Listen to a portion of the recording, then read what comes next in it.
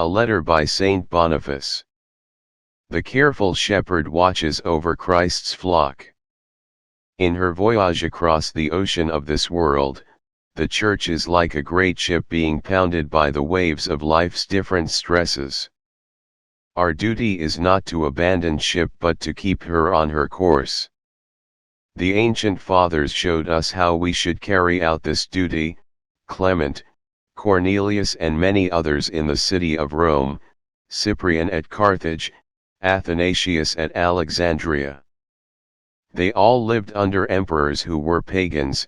They all steered Christ's ship, or rather his most dear spouse, the Church. This they did by teaching and defending her, by their labors and sufferings, even to the shedding of blood. I am terrified when I think of all this. Fear and trembling came upon me, and the darkness of my sins almost covered me. I would gladly give up the task of guiding the Church which I have accepted if I could find such an action warranted by the example of the Fathers or by Holy Scripture. Since this is the case, and since the truth can be assaulted but never defeated or falsified, with our tired mind let us turn to the words of Solomon: "Trust in the Lord with all your heart and do not rely on your own prudence. Think on him in all your ways, and he will guide your steps." In another place he says, "The name of the Lord is an impregnable tower. The just man seeks refuge in it and he will be saved." Let us stand fast in what is right and prepare our souls for trial.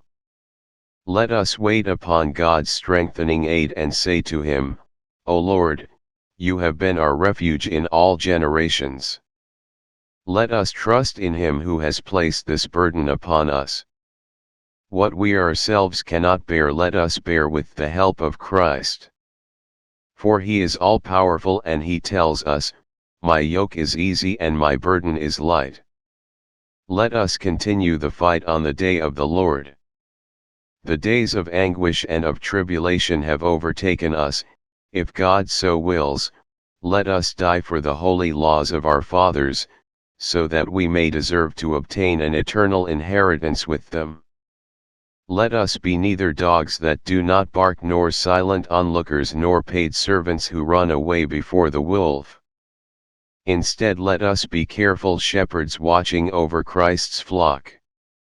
Let us preach the whole of God's plan to the powerful and to the humble, to rich and to poor, to men of every rank and age, as far as God gives us the strength, in season and out of season, as Saint Gregory writes in his book of pastoral instruction.